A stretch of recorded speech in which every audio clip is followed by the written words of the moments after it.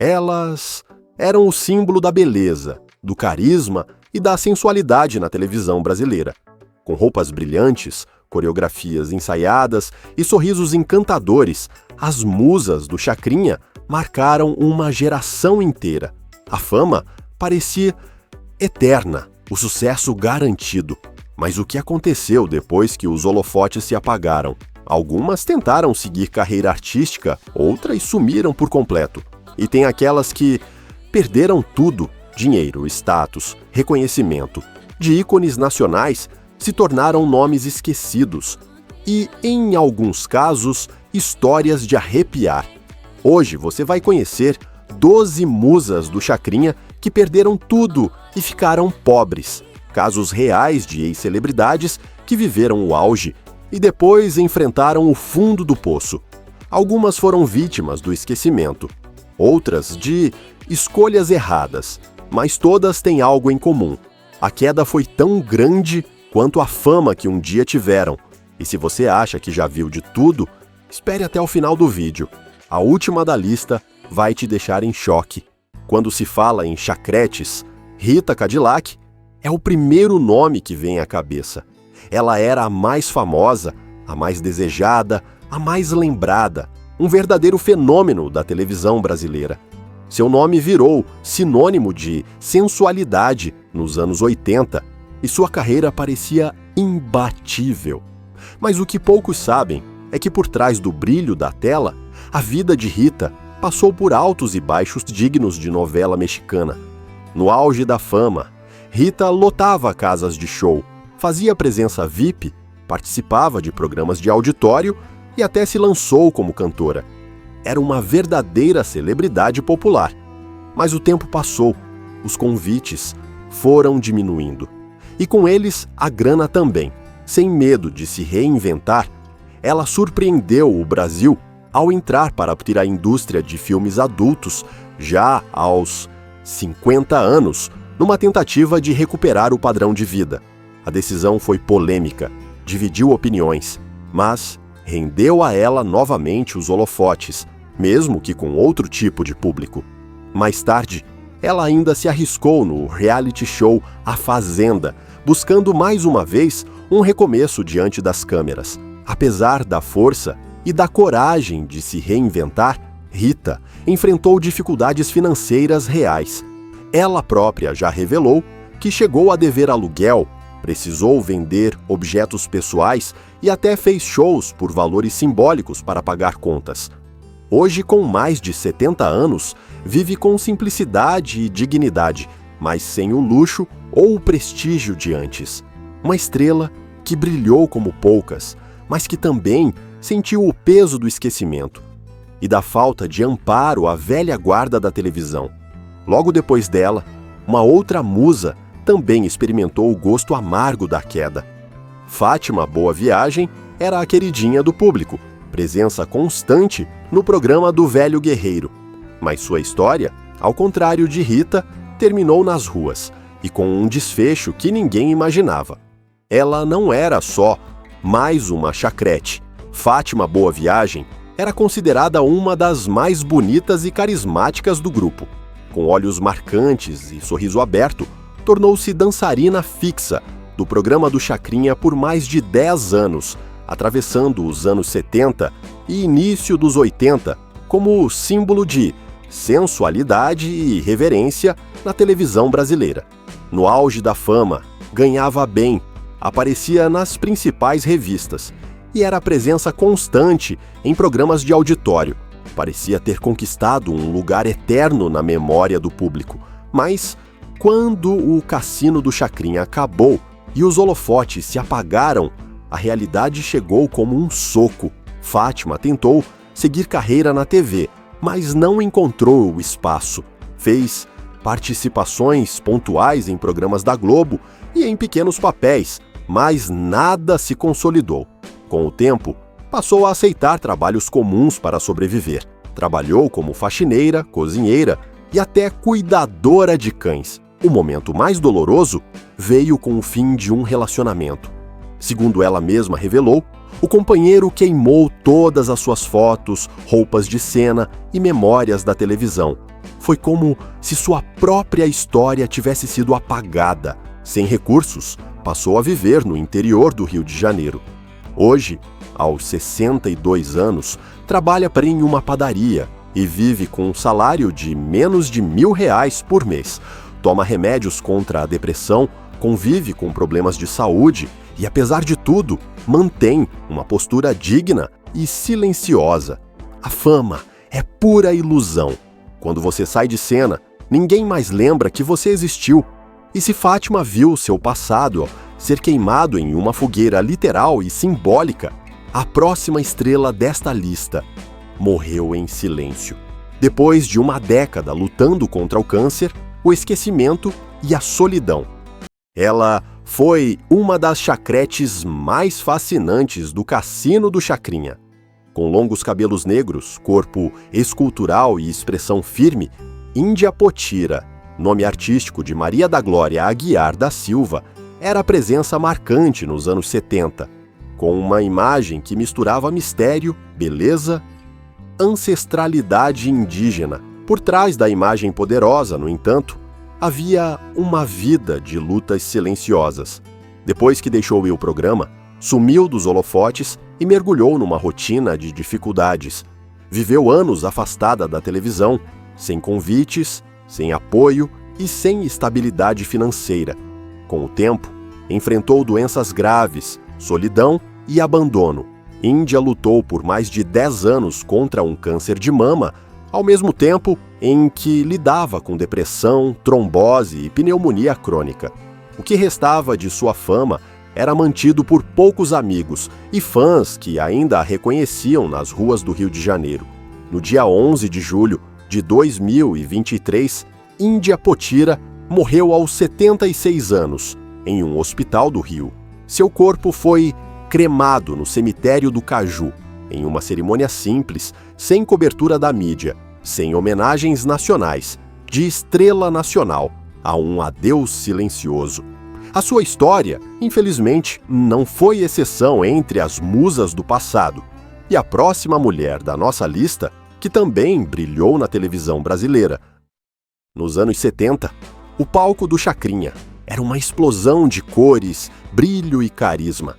E entre tantas figuras icônicas, uma se destacava pelo porte altivo e pela beleza que arrancava suspiros: Sandra Pérola Negra. Com sua pele reluzente e presença magnética, ela logo se tornou símbolo de sensualidade e empoderamento, numa época em que mulheres negras raramente ocupavam o centro dos holofotes da TV brasileira. Mas por trás do sorriso encantador e das coreografias bem ensaiadas, a história de Sandra esconde um enredo de silenciamento, esquecimento e resistência. Pouco se sabe sobre sua vida antes da fama, mas sua ascensão foi rápida. O apelido Pérola Negra caiu como uma luva. Era a joia rara do grupo. A televisão a amava, o público também. Mas como muitas chacretes, Sandra desapareceu da mídia tão silenciosamente quanto havia surgido. O que veio depois do fim do Cassino do Chacrinha foi um apagamento cruel, sem contratos, sem empresário, sem preparação para uma carreira fora dos palcos. Sandra mergulhou na invisibilidade. As capas de revistas pararam de estampar seu rosto. Os convites cessaram. O Brasil, que a aplaudia em coro, agora mal se lembrava de seu nome. Nos anos 2000, circulavam boatos sobre seu paradeiro, mas nenhum confirmado. Foi só em 2017, durante a produção de um especial sobre os 30 anos sem Chacrinha, que o público teve notícias dela. Sandra vivia de forma simples, quase anônima. Morava no subúrbio do Rio de Janeiro e trabalhava como cuidadora de idosos, profissão que abraçou com carinho, mas que contrastava com o brilho de seu passado na televisão. Sua casa era modesta, mas havia nela um altar de memórias, recortes de revistas antigas, fotos com colegas de palco e um figurino guardado com zelo. Sandra nunca renegou sua história. Pelo contrário, falava com orgulho dos tempos em que fazia o auditório vibrar. Ainda dançava de vez em quando, sozinha na sala, como se o velho guerreiro fosse surgir de trás da cortina, gritando seu nome. Hoje, Sandra Pérola Negra é o retrato da realidade vivida por tantas mulheres que deram o corpo e a alma à televisão, mas foram esquecidas assim que os refletores se apagaram. Sua beleza permanece, agora marcada pelas rugas do tempo, não como sinais de decadência, mas como cicatrizes de uma batalha silenciosa por dignidade. Ela é a prova viva de que a fama passa, mas a história fica. Na memória afetiva de quem viveu a era dourada da TV brasileira, poucas figuras são tão simbólicas quanto Lucinha Apache, a chacrete de cocar, franjas e sorriso largo, que encantava plateias desde o final dos anos 60. Nascida Lúcia Souza de Matos Monteiro, filha da Baixada Fluminense, ela adotou o apelido Apache, após dançar fantasiada de índia num concurso ainda na juventude. Mal sabia ela que aquele nome a tornaria imortal no folclore televisivo nacional. Lucinha entrou para o elenco do Chacrinha em 1969, integrando a primeira geração das chamadas Vitaminas do Chacrinha, que mais tarde seriam conhecidas como chacretes. Com apenas 18 anos, cativou-lhe o público logo na estreia, vestida de forma caricata, mas marcante, cocar estilizado, pinturas no rosto, machadinho cenográfico nas mãos. Um estereótipo que hoje causaria desconforto, mas que na época a destacou entre as demais. Durante os 5 anos em que permaneceu no programa, 1969 a 1974, Lucinha não foi apenas mais uma dançarina. Ela virou rosto fixo nas câmeras, estrela de revista e presença garantida nas excursões do show Brasil Afora. Seu desempenho era vibrante, seu carisma era autêntico e seu nome virou sinônimo de irreverência nos bastidores. Mas o que poucos sabiam era que, fora dos holofotes, ela era disciplinada, reservada e solidária. Chegou a proteger colegas de assédio, orientava as mais jovens e manteve uma conduta admirável numa época cheia de tentações. Sua saída da televisão foi silenciosa. Em 1974, com a fase instável de Chacrinha fora da Globo, Lucinha casou-se com um fotógrafo e decidiu deixar a carreira artística. Tentou uma breve transição para o teatro e o cinema, participando de peças e até de 2 filmes de pornochanchada como figurante, mas logo optou por uma vida mais comum. Tornou-se secretária bilíngue e, anos depois, empreendedora de um pequeno ateliê de costura. Lucinha nunca renegou o passado. Guardava com orgulho os figurinos, os recortes e até o cocar original. Participou discretamente de reencontros com ex-chacretes e deu um depoimento emocionante no documentário As Chaquetes, 2010, exibido no mesmo ano de sua morte.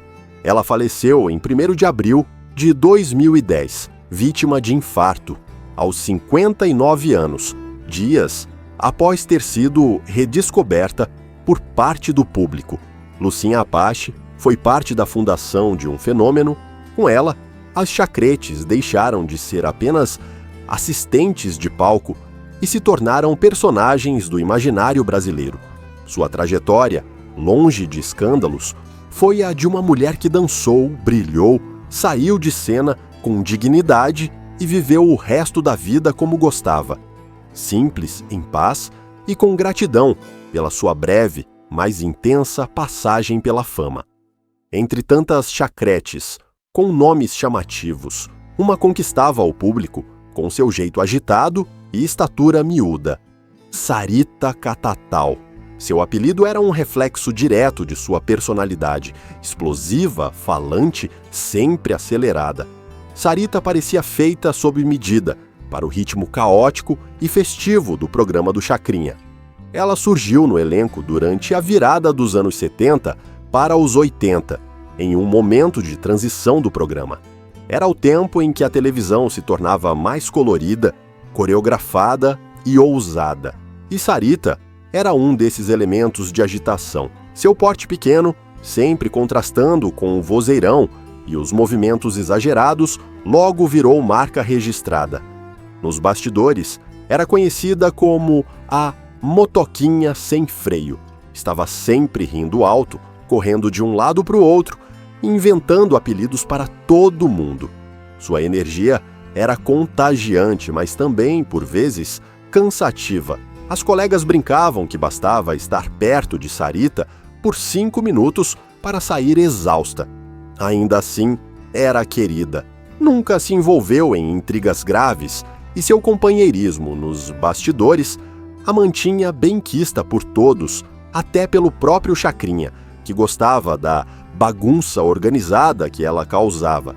Mas apesar da presença forte no palco e dos anos de TV, Sarita sumiu dos holofotes sem alarde. Não se sabe ao certo quando ela deixou o programa, tampouco para onde foi. Após o fim da era Chacrinha, seu nome passou a ser mencionado cada vez menos, e sua imagem desapareceu das reprises e das memórias mais populares do público. Ao longo das décadas seguintes, especulações surgiram. Teria se mudado para o interior? Estaria vivendo no anonimato, longe da televisão? Alguns ex-colegas relataram que ela tentou seguir na vida artística por um tempo, fazendo presenças em eventos menores, mas logo optou por uma vida mais reservada. Nenhum escândalo, nenhuma manchete, apenas o sumiço gradual de alguém que, por um tempo, fazia parte da rotina dos lares brasileiros todos os sábados à tarde. O mistério em torno de Sarita Catatal só aumentou com o passar dos anos. Nem mesmo os documentários e programas de reencontro conseguiram localizá-la. Seu paradeiro atual é desconhecido. Não há registros de aparições públicas recentes, redes sociais ativas ou entrevistas. É como se, depois de tanta agitação, Sarita tivesse simplesmente decidido se recolher ao silêncio. Hoje, ela é lembrada com carinho por quem conviveu de perto e por fãs mais atentos, que ainda se referem a Pequena Catatal como um dos furacões do palco do Chacrinha. Sua ausência virou lenda interna, a chacrete que sumiu como um raio. E talvez seja assim que ela queria ser lembrada, como um relâmpago de energia que brilhou intensamente e desapareceu no instante seguinte. Nos tempos áureos da televisão brasileira, cada chacrete tinha um nome que parecia saído de um gibi.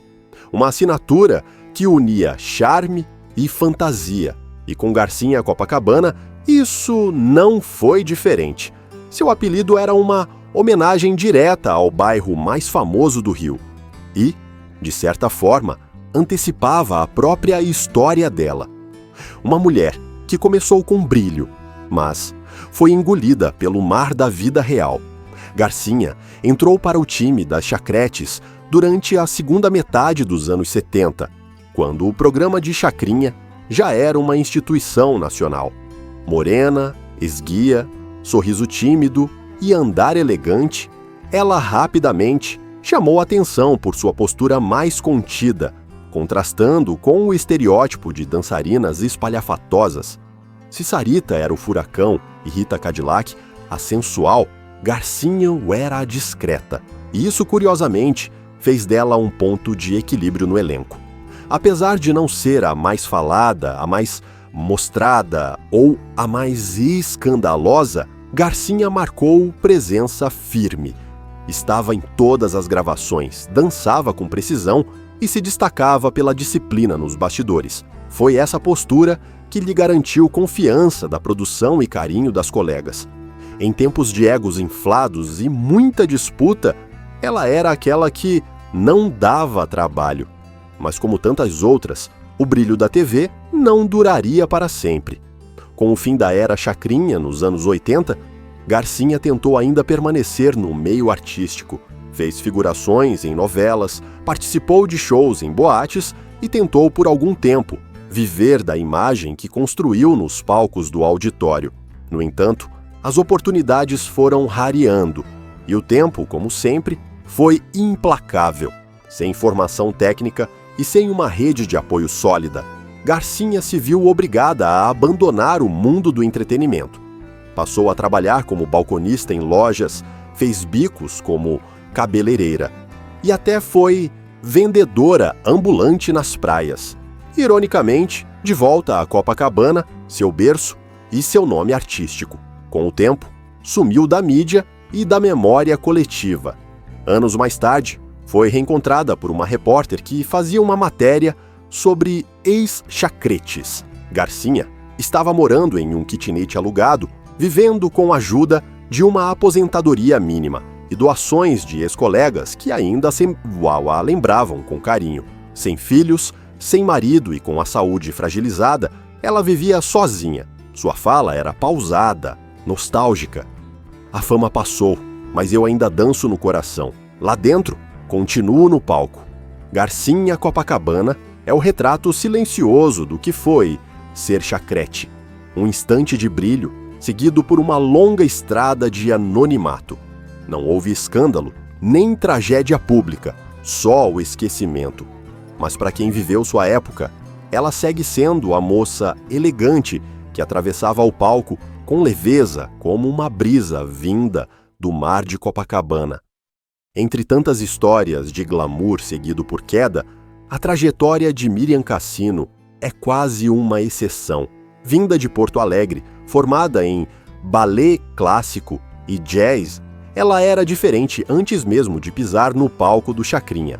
Educada, disciplinada e vinda de uma família de classe média, Miriam chegou ao Rio de Janeiro nos anos 70 com um objetivo claro: viver da dança. Ele conseguiu.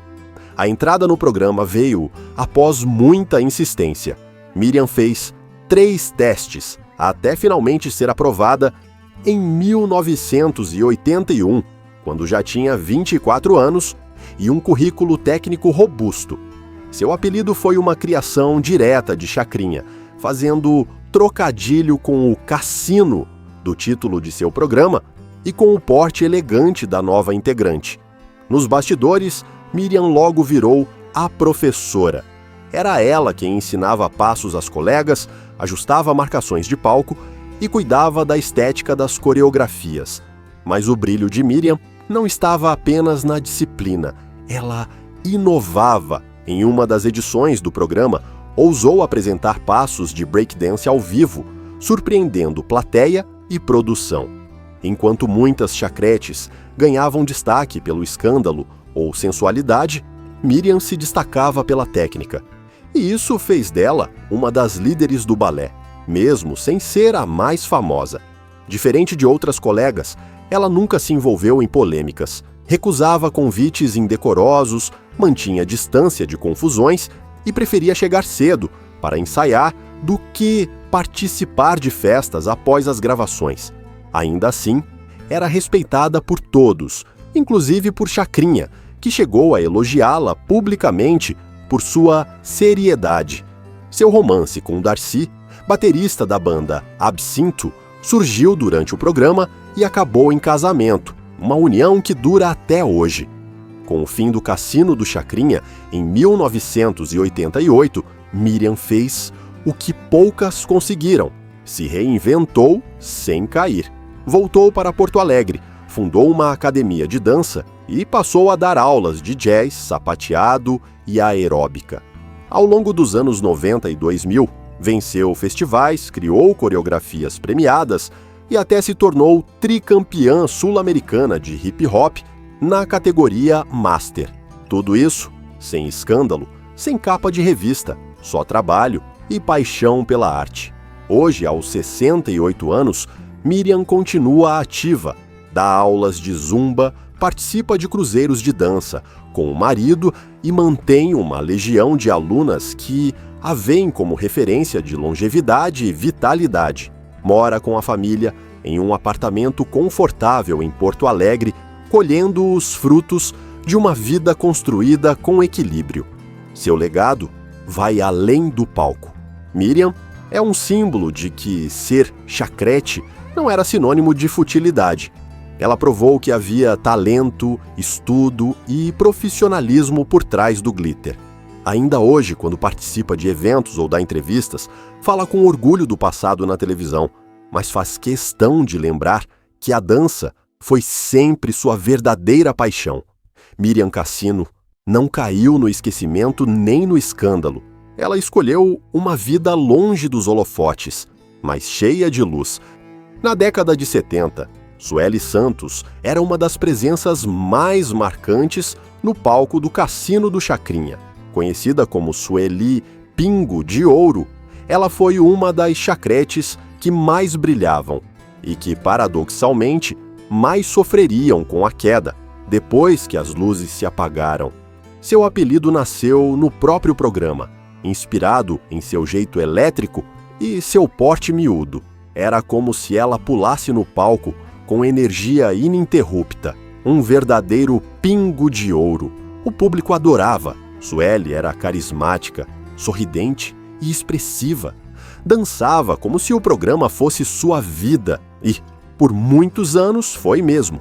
Vinda de uma família simples, Sueli teve infância modesta e trabalhou desde cedo para ajudar em casa. Quando surgiu a oportunidade de ser chacrete, ela agarrou com unhas e dentes. Foi rapidamente alçada ao grupo principal e, ainda nos anos 70, tornou-se uma das mais queridas do elenco. Chegou a posar para revistas, gravar participações especiais em programas de TV e até cantar jingles em comerciais. Mas, com o fim do Cassino, como tantas outras, Sueli se viu em um limbo. Tentou seguir no meio artístico, montou um pequeno show com outras ex-chacretes, se apresentava em casas noturnas e até tentou uma breve carreira musical solo. Gravou um compacto com músicas dançantes, tentando surfar na popularidade que ainda tinha. Mas os tempos eram outros. Sem gravadora grande nem empresário influente, os projetos não decolaram. Aos poucos, Sueli foi sendo esquecida pelo grande público. Passou a viver de apresentações esporádicas em eventos nostálgicos e de aulas de dança para crianças em escolas de bairro. Para pagar as contas, chegou a trabalhar como recepcionista e até como atendente em loja. Ainda assim, nunca deixou de lado a arte. Foi ela quem dizia: "Enquanto eu tiver pernas, vou dançar." Nos anos 2000, um novo sopro de esperança surgiu, convidada para participar do documentário As Chacretes. Sueli voltou aos holofotes, ainda que brevemente.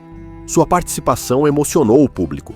Já mais velha, mas ainda com um brilho nos olhos, falou sobre os dias de glória e as dificuldades da vida após a fama. Disse com voz embargada: "A gente era estrela, mas ninguém ensinou como brilhar depois que o palco some." Na vida pessoal, Sueli enfrentou momentos difíceis. Nunca se casou e seu único filho se distanciou. Morava sozinha em um apartamento pequeno na zona norte do Rio. Amigos próximos diziam que ela passava longos períodos em silêncio, relembrando os dias de auditório, assistindo a gravações antigas. Apesar disso, mantinha a vaidade. Usava batom vermelho até em casa e ensaiava coreografias no espelho. Dançar, para ela, era a única forma de não desaparecer completamente. Em seus últimos anos, passou a ministrar aulas voluntárias em projetos sociais para idosos, levando alegria a quem também já havia sido esquecido. Foi homenageada em pequenos eventos culturais, onde subia ao palco com a mesma leveza de décadas atrás. Sueli Pingo de Ouro, talvez, não tenha mantido o brilho dos tempos de auditório, mas nunca deixou de reluzir para quem olhava com atenção. Sua história é um lembrete de que a fama passa, mas a arte, quando é verdadeira, permanece até o fim. Entre as chacretes que passaram pelo Cassino do Chacrinha, poucas tinham tanto potencial de projeção internacional quanto Fernanda Teramotti. Dona de traços marcantes por conta de sua origem nipo-brasileira, Fernanda era considerada exótica e magnética, tanto pelo público quanto por agentes da televisão. Mas sua trajetória, que parecia destinada ao estrelato, acabou sendo uma das mais silenciosas e melancólicas. Fernanda nasceu em São Paulo, em uma família de imigrantes japoneses. Desde cedo, mostrou talento para a dança e para os palcos. Com disciplina típica da educação que recebeu em casa, treinava balé e jazz com dedicação quase militar. Quando surgiu a oportunidade de fazer teste para o programa de Chacrinha, no final dos anos 70, ela foi preparada, confiante e determinada. Não demorou para ser escolhida. Sua estética diferenciada imediatamente chamou a atenção do público e da produção.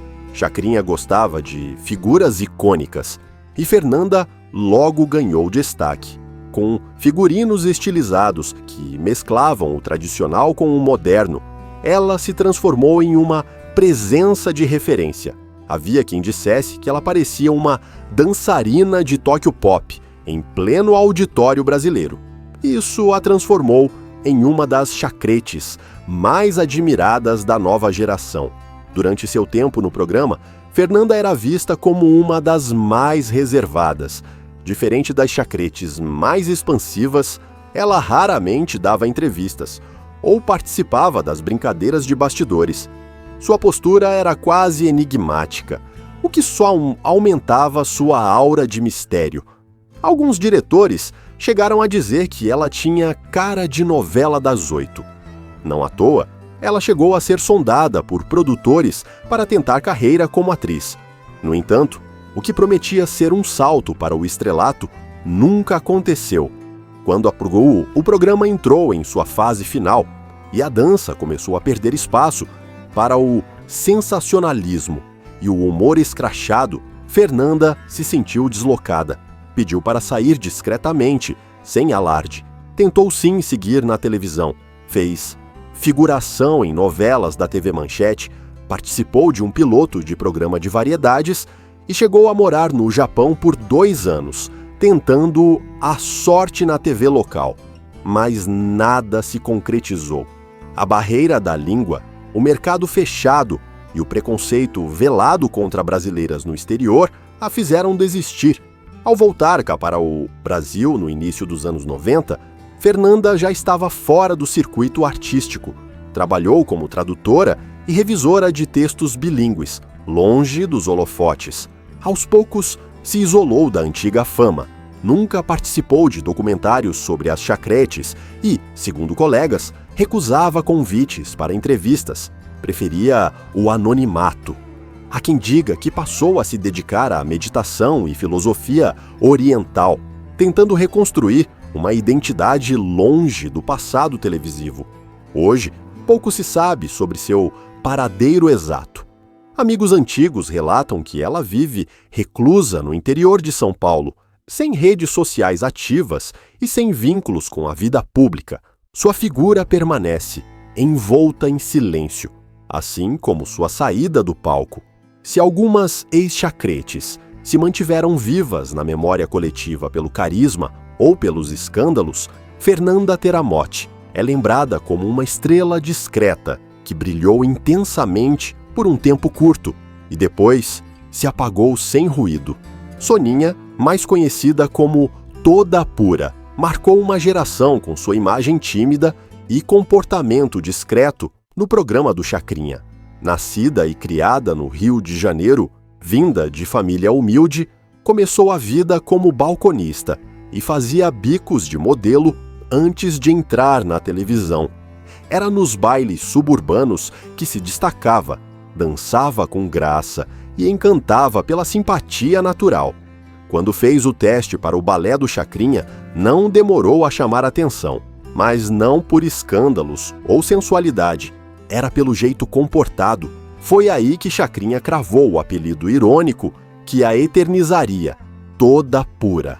No palco, Soninha virou queridinha do público. Sua risadinha contida e expressão doce contrastavam com os figurinos ousados e o clima irreverente do programa. Anotava passos em um caderninho, chegava sempre no horário e evitava qualquer envolvimento em polêmicas. Nos bastidores, era aquela colega que todos respeitavam. Participou de caravanas, dançou com artistas consagrados e, apesar do pouco tempo de fama, deixou sua marca. Mas, como tantas chacretes, sumiu da televisão com o fim do programa em 1988. Sem escândalos, sem holofotes. Viveu no anonimato, longe da mídia.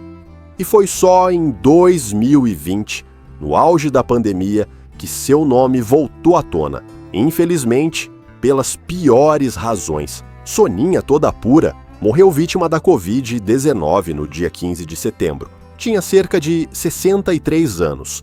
A despedida foi silenciosa, restrita. Poucos souberam, poucos lembraram. Ainda assim, nos vídeos antigos que circulam na internet, ela está lá, com aquele sorrisinho tímido, dançando como se o mundo fosse leve, uma lembrança viva de um tempo que não volta e de uma mulher que, mesmo sumindo da fama, nunca perdeu a dignidade. Vera Furacão foi um dos nomes mais intensos e mais esquecidos entre as chacretes da era chacrinha. Nascida como Vera Lúcia Cardoso, em 1958, no subúrbio de São Gonçalo, RJ, ela era conhecida por sua energia explosiva no palco e pelas curvas que arrancavam gritos da plateia. O apelido Furacão foi dado logo em sua primeira apresentação, quando entrou com tamanha empolgação que derrubou, sem querer, parte do cenário. Uma entrada caótica que virou marca registrada. Vera começou no programa por volta de 1982, numa fase em que o elenco das chacretes já estava mais estabilizado. Mesmo assim, conseguiu chamar a atenção rapidamente com sua performance vigorosa e visual impactante. Cabelos volumosos, maquiagem forte e coreografias que beiravam o exagero. Era tudo o que Chacrinha adorava, e o público também. Mas, por trás da imagem de mulher poderosa, havia uma história de fragilidade. Vera vinha de uma família pobre e desestruturada com histórico de violência doméstica. Começou a dançar em casas noturnas aos 17 anos para ajudar nas despesas de casa e via no programa de TV uma chance de ascensão social. Apesar do destaque no palco, sua vida fora das câmeras era marcada por incertezas e instabilidade emocional.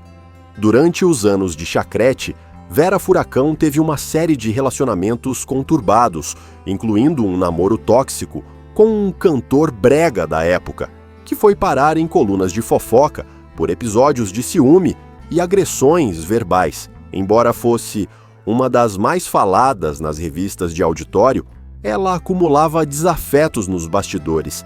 Era conhecida por ter pavio curto e já teria se envolvido em ao menos 2 brigas com outras chacretes, segundo relatos de ex-colegas. Com o fim do Cassino do Chacrinha, em 1988, sua derrocada foi rápida. Sem preparo profissional e com fama de difícil, Vera não conseguiu se reinserir na mídia. Tentou a sorte como dançarina em boates do interior de São Paulo, mas acabou se envolvendo com um empresário que prometeu lançá-la como cantora, projeto que nunca saiu do papel e terminou com Vera, sem dinheiro e sem casa. Na virada dos anos 90, Vera chegou a dormir na rodoviária do Rio de Janeiro por algumas noites. Foi socorrida por uma ex-chacrete, que a acolheu temporariamente. Depois viveu de bicos, fez faxinas, trabalhou como atendente de telemarketing e chegou a vender balas no trem para sobreviver. Em 2002, apareceu em uma reportagem do jornal Extra sobre ex-chacretes desaparecidas do cenário público. E a imagem chocou. Magra, com o rosto marcado, muito diferente da exuberância que exibia nos anos 80. Apesar das tentativas pontuais de se reerguer, Vera nunca conseguiu retomar a tal estabilidade. Em 2010, enfrentou problemas psiquiátricos e foi internada por depressão profunda. Passou a viver com um irmão em Belford Roxo, longe dos holofotes. Seu nome voltou a ser citado apenas em grupos de fãs, nostálgicos, que lembravam de suas performances intensas. Hoje, aos 67 anos, em 2025, Vera Furacão vive reclusa. longe da mídia e da dança. É uma das figuras mais simbólicas da linha tênue entre fama instantânea e abandono. Sua trajetória, marcada por energia e fúria no palco, se apagou em silêncio e serve de alerta sobre os efeitos devastadores da falta de apoio a artistas que um dia foram ovacionados. Foram ícones de uma era, musas de um dos programas mais lendários da televisão brasileira. Brilharam em um tempo em que a fama parecia ser para sempre, mas não era. Essas 12 mulheres viveram o auge e depois o abandono.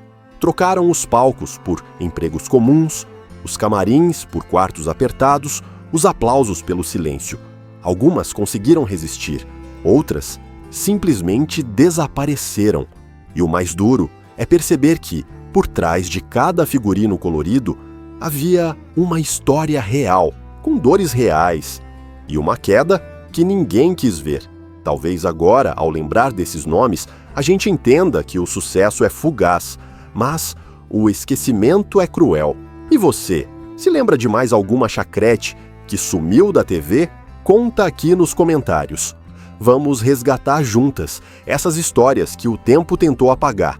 Ah, e não se esquece, se curtiu o vídeo, deixa o like, se inscreve no canal e ativa o sininho para não perder os próximos. No próximo episódio, a gente vai falar de celebridades dos anos 90, que hoje vivem no completo anonimato.